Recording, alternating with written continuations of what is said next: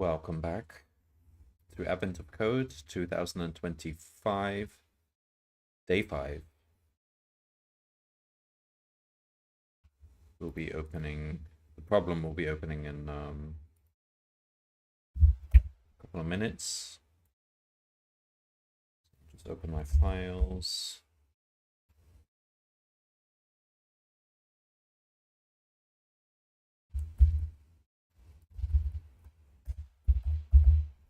All right.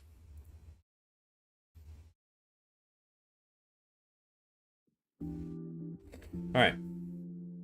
So, day 4 was a nice, easy problem, easiest of the lot, I think. A lot of people found that.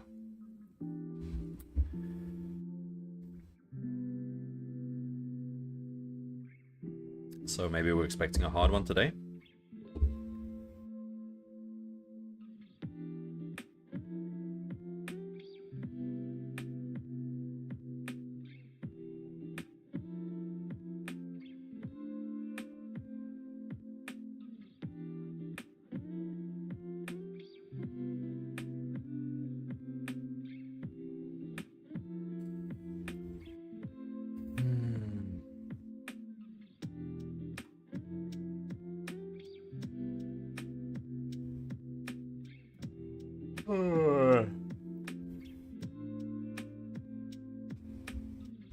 All right, here we go.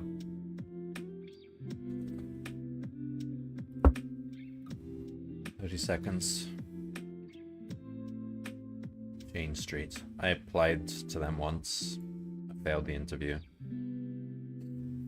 Had a tough binary trees problem. Balanced binary trees, something.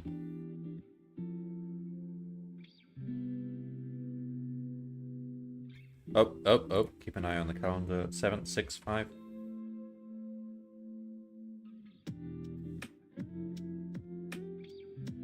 Off we go. Cafeteria. As the forklifts break through the wall, the elves are delighted to discover that there was a cafeteria on the other side after all. You can hear a commotion coming from the kitchen. At this rate, we won't have any time left to put the wreaths up in the dining hall. Resolute in your quest to investigate.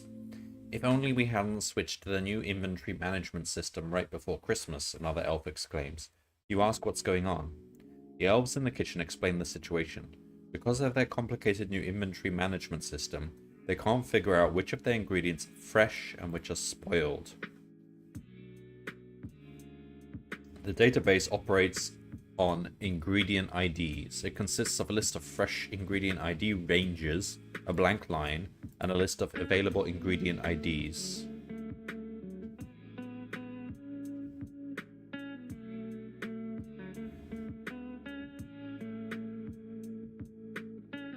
The elves are trying to determine which of the available ingredient IDs are fresh.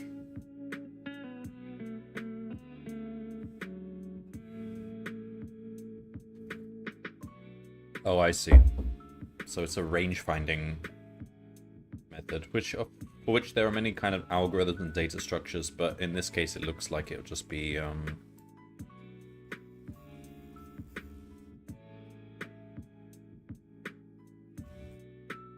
Oh, I see. Okay. Okay, fine.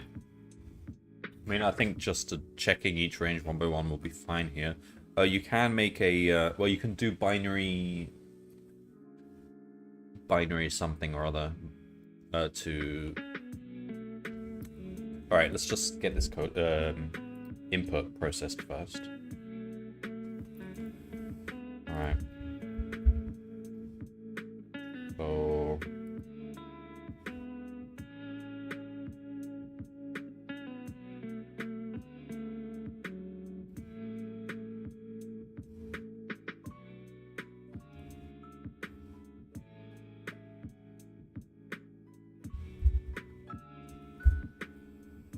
So there's up to 1,000.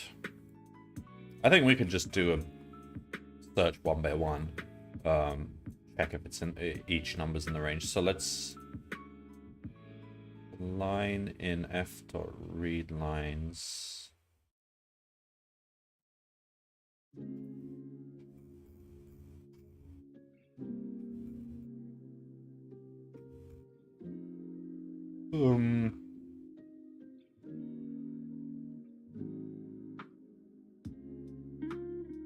Okay, so let's say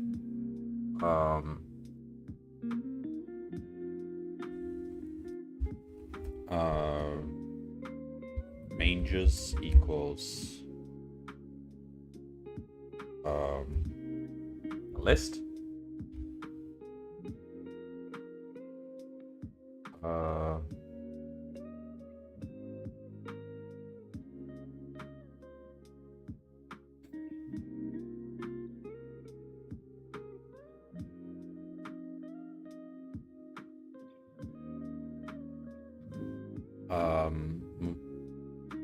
Okay. If, let's say, the hyphen in line left right equals line dot strip. You don't actually need to strip here. Dot equals int x or x in line dot split on the hyphen.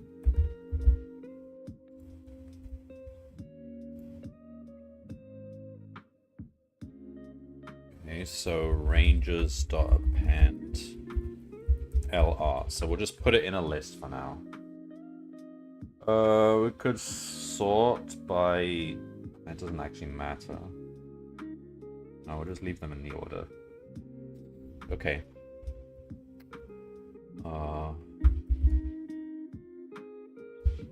Elif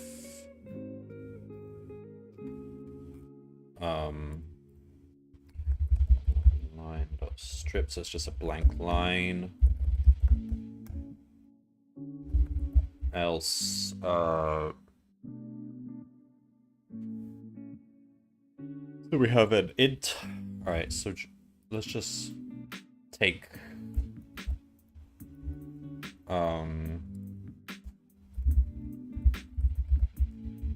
these out of the loop.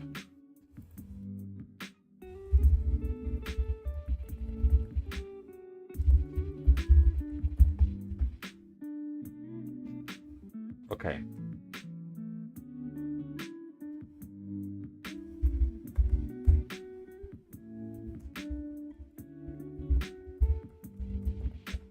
So just do a straight up double for loop. Let's see if that works. I think it should.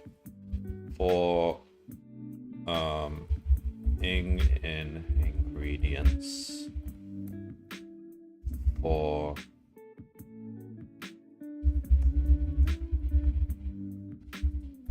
if, so it's inclusive.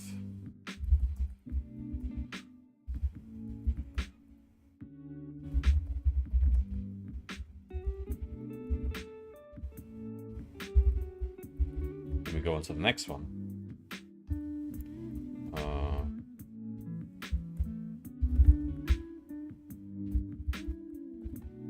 Why doesn't it like this?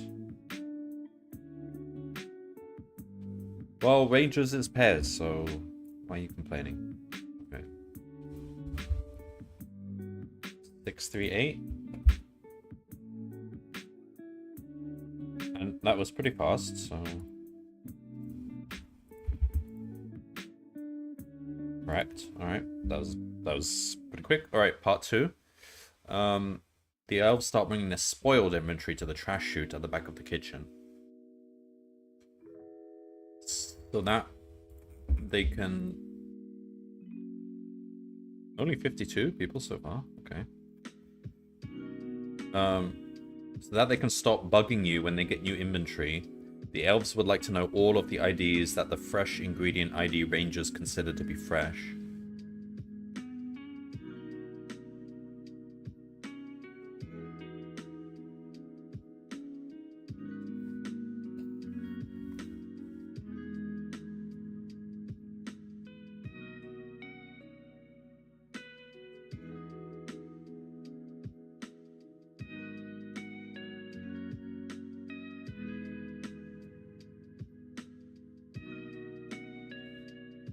The ingredient IDs that these...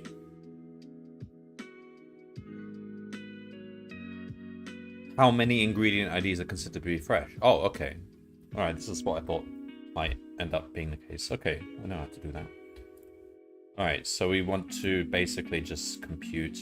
First, we need to make a, what is it called? Like a range data structure. Alright, there's efficient ways of doing this, but we don't need to be too efficient, so... Let's say...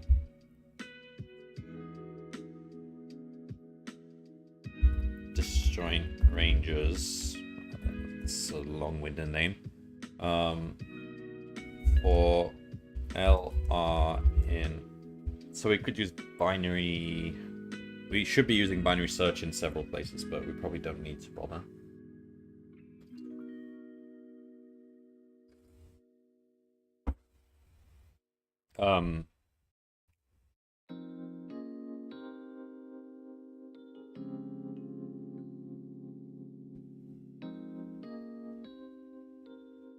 Okay. Alright, so we're trying to insert this range into our list of disjoint ranges. But,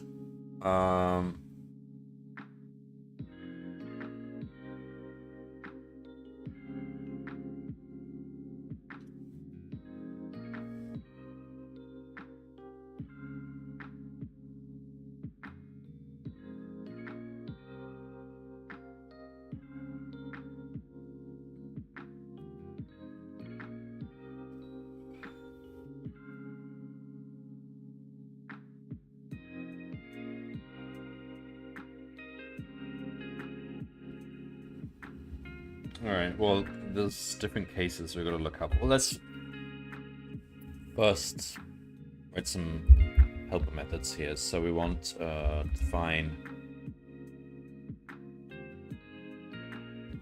range intersect. Well, no. Ranges intersect. So we just say L1 R1 equals R. Oh.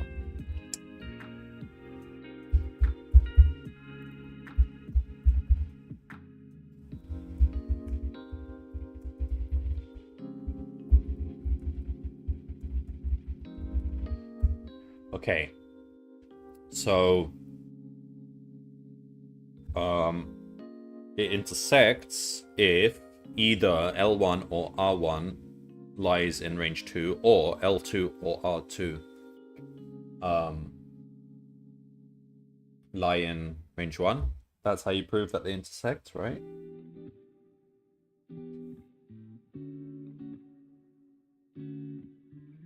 Yeah. One of the endpoints must be in the other range. So,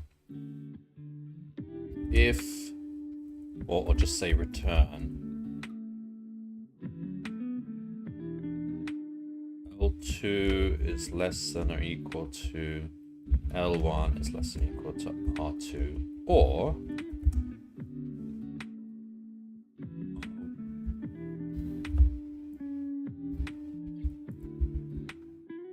so R1, oops,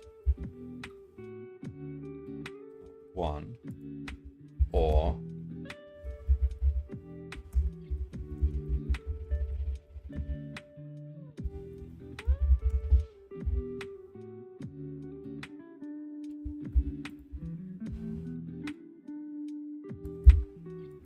okay, so if ranges intersect,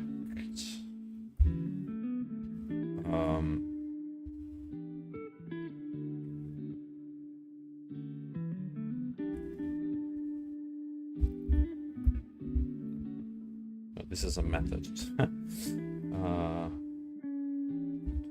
P in ranges. If ranges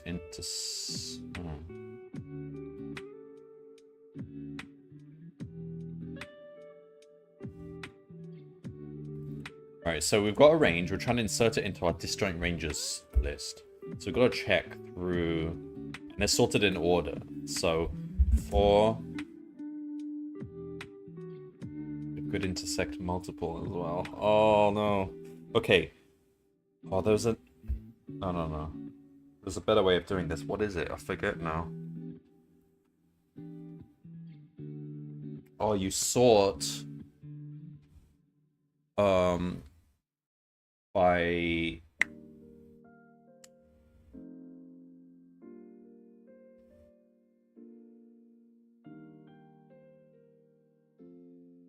the right hand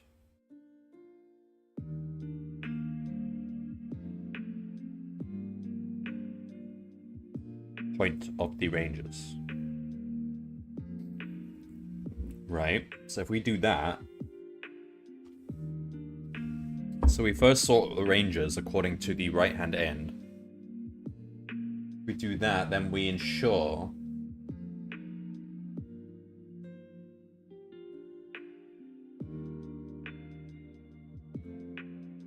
that we only overlap one range at most in this list. Yeah?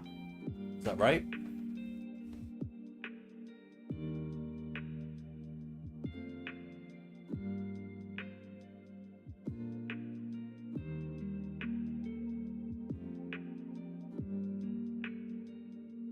No, it's not right.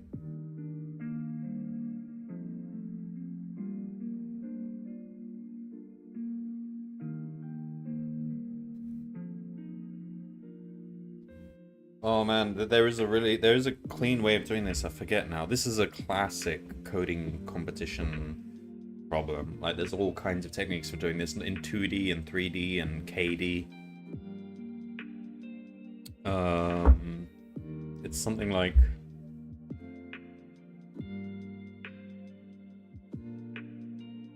along. Yeah, we want to sort something according to endpoints or something, but I don't remember exactly.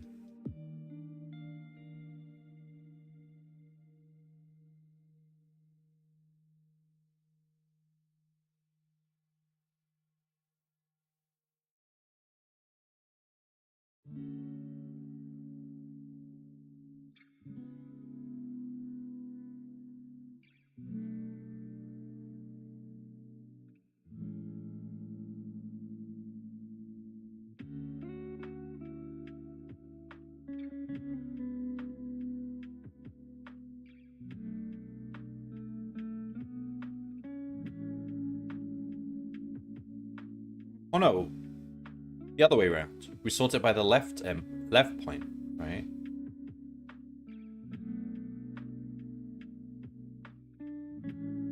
Yeah, then we know it won't intersect multiple ranges, just one. Yeah, because you've inserted a bunch of ranges, and now you've got a bunch of disjoint ranges. But the left endpoint of the final range, that the latest, or the rightmost range in your list, that was the most recent thing that you inserted, or sort of. Well, that is an endpoint. That is an event point. Let's call it an event point. So you can't.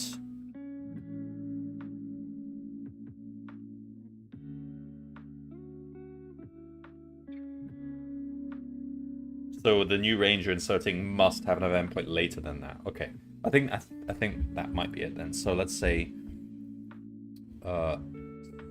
sort on. We don't need to specify because it will automatically sort on the left. What are we doing? The left number before the right number. Yeah. Okay, so we're good. And it probably helps to sort on the right number as a tiebreaker. Well, it's probably no ties. All right, ranges.sort. All right, okay. Now we say for D range in disjoint ranges. So now there should at most be one range it intersects with. P with D range. So if it intersects, now we need to find the union.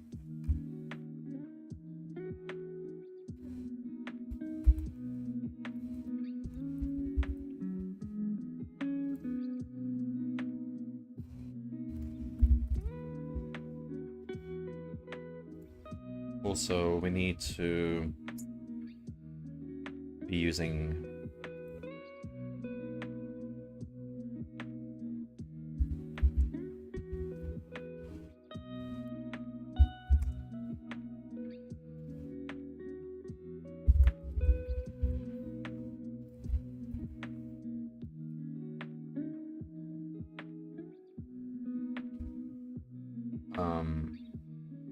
iterator. Oh, but we're gonna have to modify our bollocks.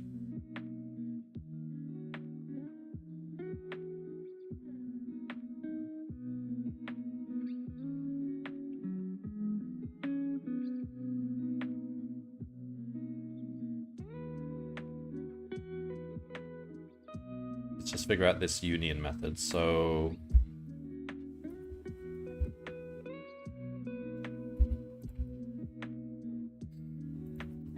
return. So it's just going to be like the minimum of L1, L2,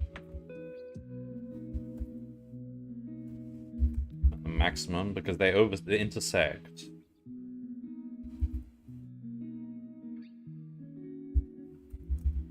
So we just want to take the full range that encompasses both.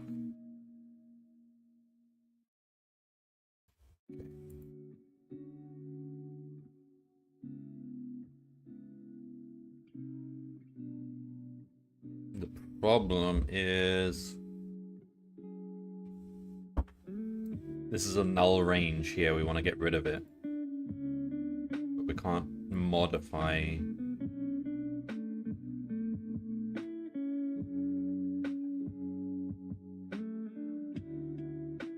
Okay, so new range equals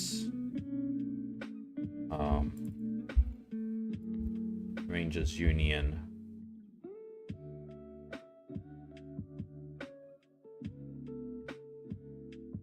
P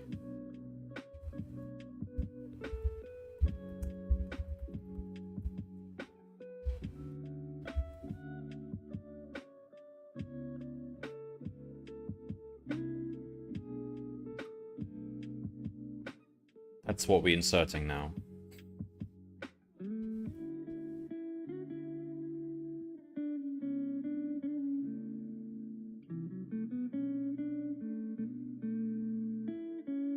How am I trying to...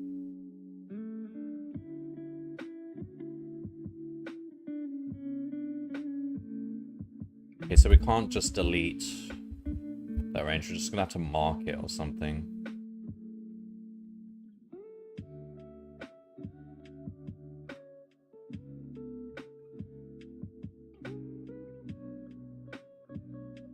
So let's say...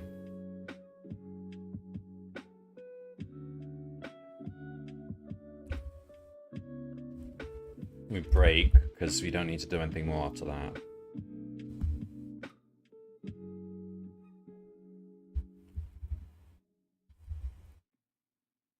Else. So if we go through that loop and we don't find anything, we'd never break out of it,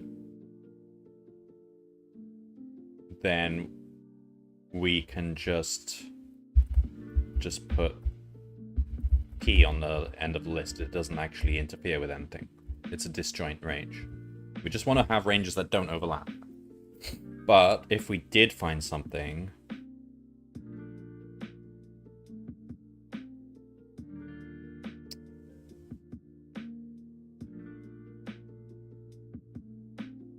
You know what? We should just put some booleans here because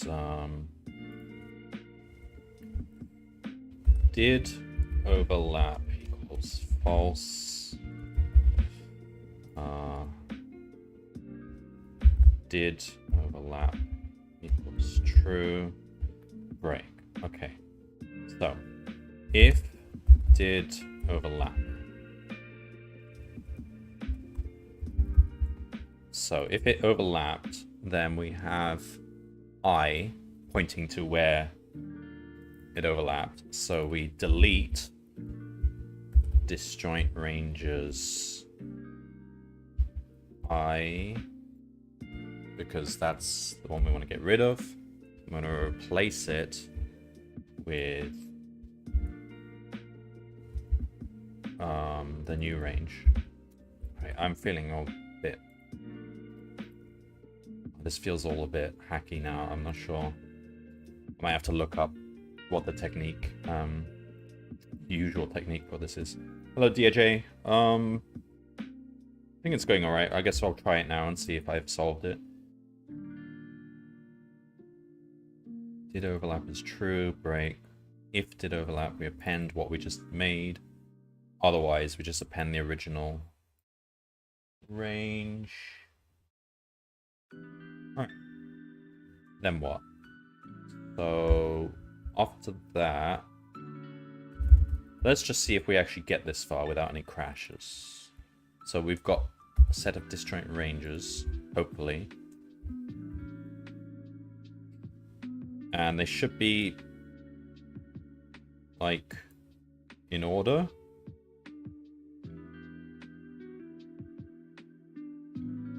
Okay, so that looks like it's fewer than the ranges we have, so there's a lot of overlap. Alright.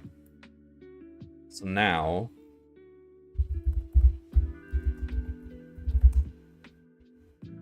for LR in disjoint ranges, result 2 plus equal R minus L plus 1. That should be the number of ingredients in that range. And print result 2.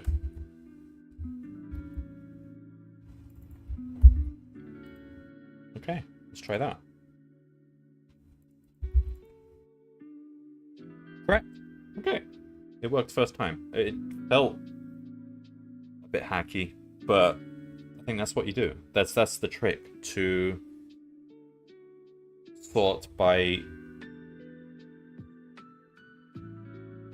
Okay, so now I'm thinking back to my university days. This is normally phrased as a event scheduling problem, I think, where you have a bunch of events which have start times and end times, and you're trying to fit them into a schedule. So you have a time slot or something like that. And the technique normally is to first sort by event point being basically the start of an event or an end of an event. Sort your list according to event points. Of course, what I did wasn't really the optimal way because I was doing a lot of for loops. What you should be doing is using binary search, because at every stage you've got a sorted list. Like our disjoint set was sorted. You use binary search to find the insert point for where you want to insert your new range. Oh, wait. Hang on.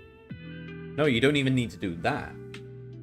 The only range it can possibly intersect is the last one. The one at the end. Because of the sort. So if it intersects... Ah, wait.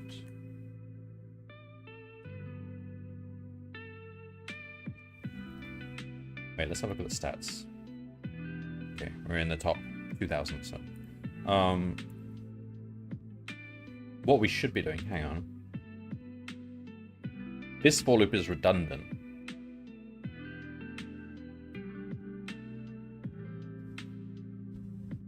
What we should be doing is... if ranges intersect P, and we should be checking the last thing that is in disjoint ranges, except it might be empty. So if disjoint ranges is not empty and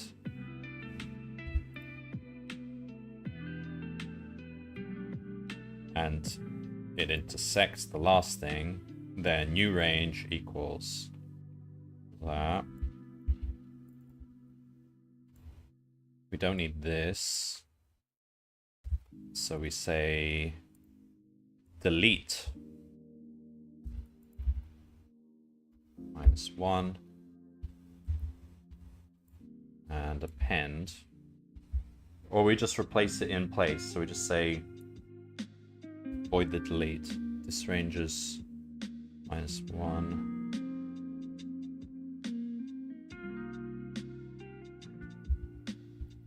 We can. You should avoid using delete if you can, because it's an inefficient thing normally. We can say disjoint range is -1.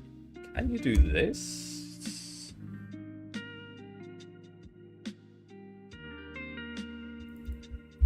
I don't know if that is a valid. Yeah, probably. Yeah, -1 is a valid pointer to a... yeah, okay, so is new range.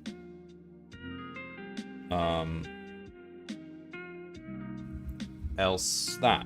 So we don't even need to do that for loop, so do it like that. Is that the same?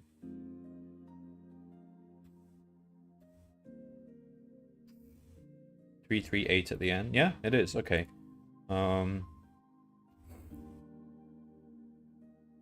So it all really came down to this line here. Sort your data, which is an important lesson. There's a surprising number of things which become easier, much easier, to almost trivial sometimes, when you pre-sort your data. You just have to think about how you want to sort it. In this case, which is the default sort is actually the right one.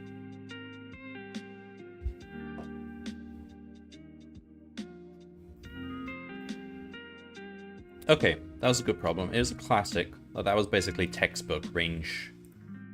Let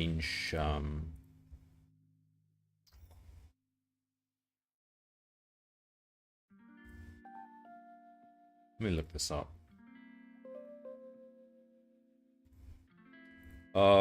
It's like 1D, one-dimensional range.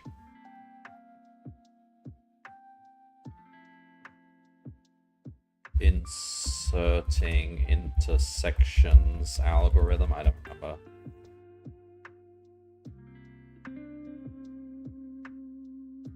Interval tree. So this will probably be overkill. But I think it's the ultimate way to do it, really.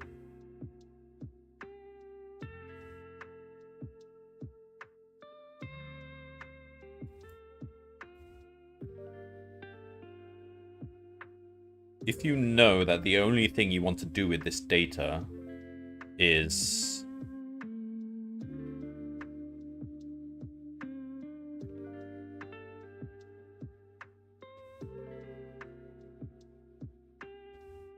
okay, this is if you want to do more than what we're trying to do, but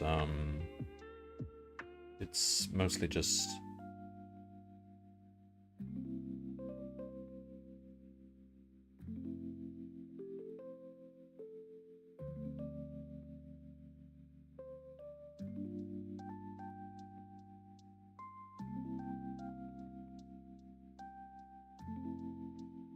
oh.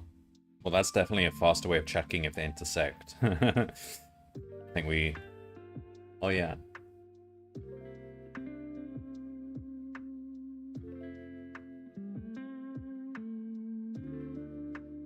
Well, it's pretty much the same. It's not what we're looking for. Alright, well... Later I'll have a look at people's solutions. Maybe someone's explained the classic algorithm that this is usually referred to as. Alright, well that again only took about half an hour, although that was like definitely that is considered a harder problem than yesterday's, but it helps if you've seen it before a billion times. I probably have. It's a classic, but thinking about it from first principles is a bit harder because you can end up doing something a bit complicated where you're trying to overlap multiple ranges and then you have to write like a method which unions the whole lot. Hello, level 27. How is -1 not a buffer overflow in that context? I know Python's different, but that seems like strange syntax. I think -1... So Python translates indices using modular arithmetic. So if you give a -1 or -10 or -1,000,000 or something, it will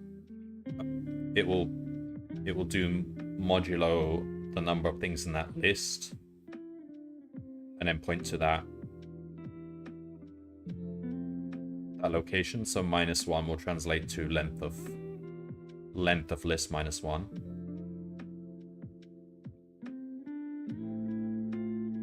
So it helps when you're writing ranges which go backwards and forwards or cycle around a list. Hello, Temporalis. Just solved the problem. How are you enjoying Advent of Code this year? It's pretty good. No particularly tough problems yet.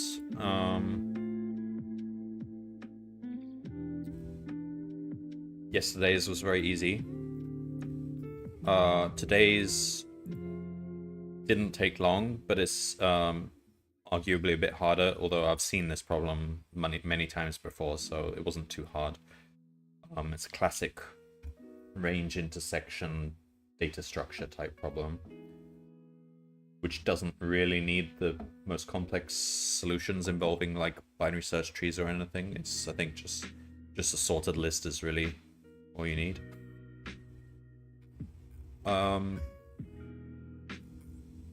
But I think the hard problems are yet to come. I mean, we're almost halfway through the month, the calendar, so we could start getting some hard problems soon.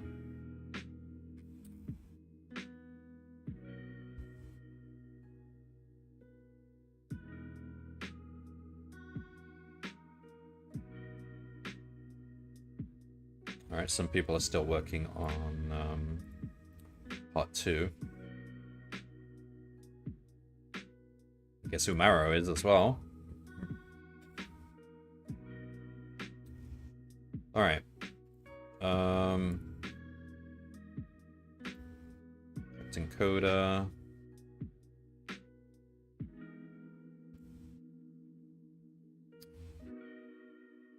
Temporalis here has done it as well. Alright. This is definitely something I remember coming up in computational geometry, which was like my main research focus back when I was doing a PhD. Like anything involving segments, line segments, and particularly this kind of thing can be extended to 3D because you can have squares or rectangles which overlap, and then or n-dimensional shapes which overlap. So the algorithms we use here can naturally extend to multiple dimensions.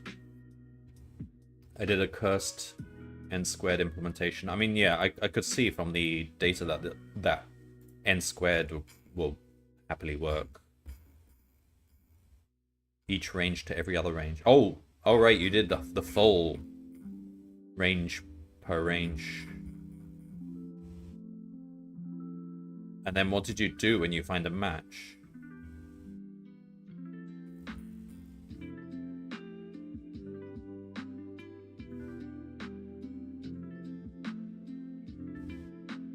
So were you actually ultimately trying to compute a set of disjoint ranges that encompass? Check if the ranges overlap and then save that new range. So the new range being the union of all the overlaps.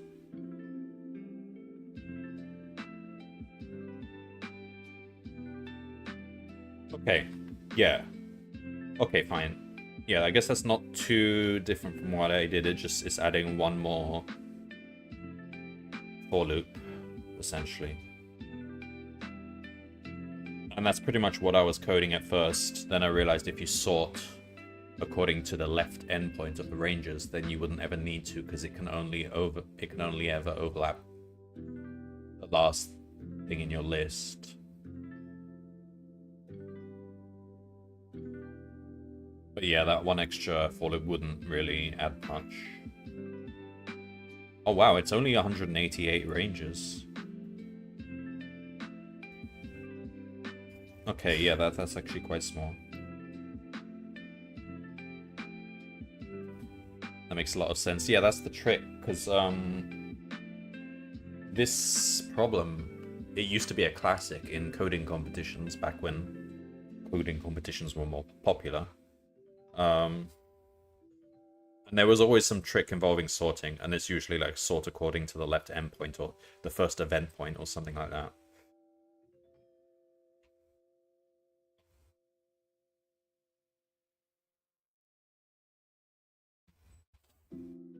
But yeah, so in my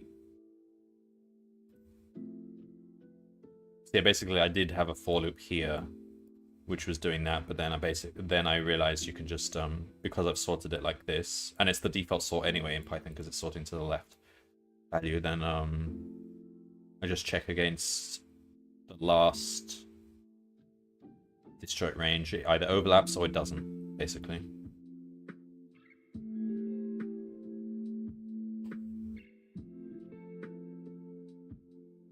I guess this is... I mentioned some stuff involving binary search trees and stuff, but I guess this eliminates the need for those, given that the only query we want to do from this point on is just summing up the lengths of all these ranges. If you wanted to do more stuff later on, then you probably want to use one of those interval trees or something that was mentioned on Wiki, but this is efficient, isn't it? Because it's literally just it's constant time to remove and add at the end of this list, and then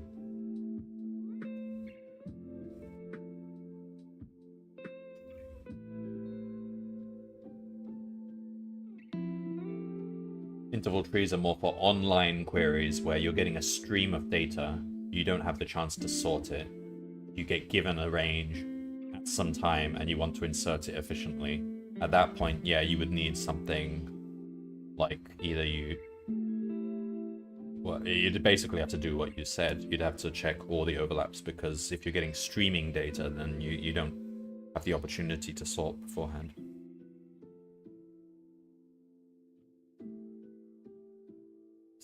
thing like an interval tree in a previous year? Yeah, oh yeah, I'm sure it's...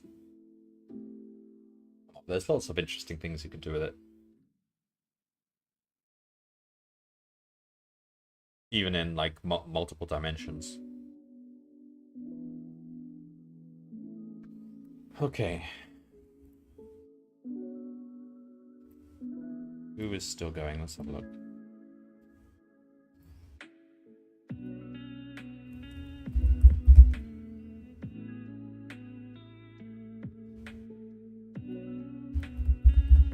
%90 of the time. Cop, I've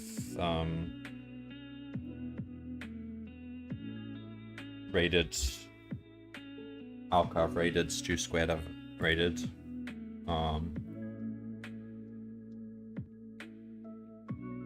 Rascal 2.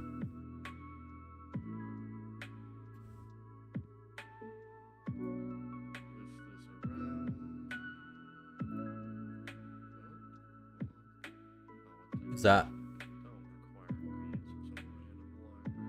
What language is that? JavaScript? Alright, let's raid Rascal 2.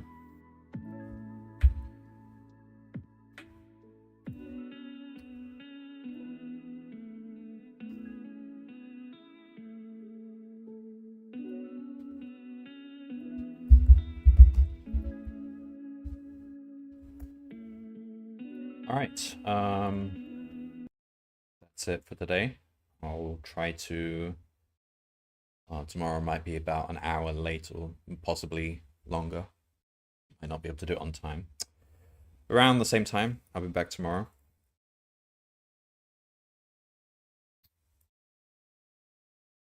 See you next time.